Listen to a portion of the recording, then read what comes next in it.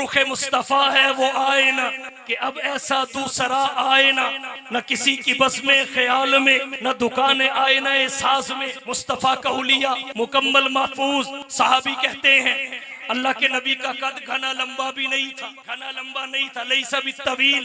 اللہ کے نبی کا قد گھنا چھوٹا بھی نہیں تھا, پست قد نہیں تھے, ولا بالقصیر.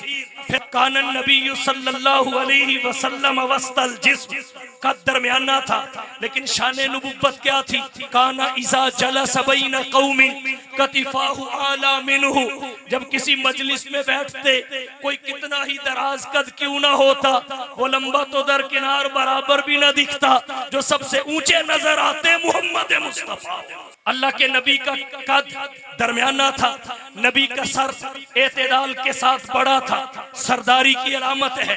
اللہ کے نبی کے بال بالکل پیچدار بھی نہیں تھے, بالکل سیدھے بھی نہیں تھے, ہلکی اور درمیانی سی پیچیدگی لیے ہوئے تھے اور چمکدار نظر آتے تھے. اللہ کے نبی صلی اللہ علیہ وسلم کی پیشانی کشادہ تھی, سرداری کی علامت تھی. اللہ کے نبی کے ابرو سیاہ بالوں کی پتلی لکیر تھی. نبی کی آنکھوں کا شگاف اعتدال کے ساتھ بڑا تھا. اللہ کے نبی کی آنکھیں سیاہ تھی, نبی کی پلکیں دراز تھی, نبی کی آنکھوں میں سرخ رنگ کی ڈوریاں تھی. اللہ کے نبی صلی اللہ علیہ وسلم کا چہرہ انور بالکل لمبا بھی نہیں تھا, بالکل گول بھی نہیں تھا, مناسب گولائی میں تھا. رنگ بالکل سفید بھی نہیں تھا, بالکل سرخ بھی نہیں تھا, سرخ اور سفید ملا جلا تھا. اللہ کے نبی کی ناک نوکدار تھی, اس پہ ایک چمک نظر آیا کرتی تھی. آمینہ کے لال کے ثنایا اولیا, سامنے کے اوپر کے دانت یہ چمکدار تھے, ان میں قدر فاصلہ تھا. جب مصطفیٰ مسکراتے یہاں سے نور کی کرنیں نکلتی تھی, جب مصطفیٰ مسکراتے یہاں سے نور کی شعائیں نکلتی تھی. نبی کی داڑھی گنجان اور گھنی تھی. اللہ کے نبی کے یہ ابرو آپس میں ملے ہوئے نہیں تھے, درمیان کی جگہ خالی تھی اور درمیان کی جگہ میں ایک رگ تھی. جب اللہ کے نبی غصے میں آتے وہ رگ ابھر آیا کرتی تھی. نبی کے رخسار نرم اور ہموار تھے, اللہ کے نبی کی گردن نرم اور چمکدار تھی. آمینہ کے لال محبوب رب ذوالجلال کا بدن بہت موٹا بھی نہیں تھا, بہت کمزور بھی نہیں تھا, بلکہ آمینہ کے لال کا جسم مبارک, بدن مبارک اعتدال کے ساتھ درمیانہ تھا.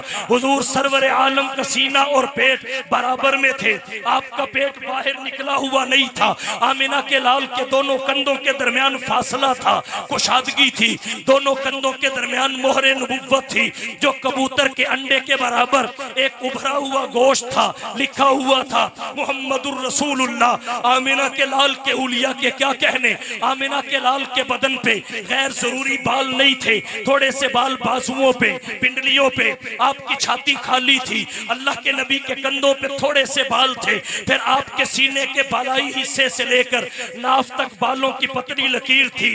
آمینہ کے لال کے ہڈیوں کے جوڑ مضبوط تھے. آمینہ کے لال کی ہتھیلیاں اور پاؤں پر گوشت تھے, ہتھیلیاں کشادہ تھی, پاؤں کے تلوے گہرے تھے.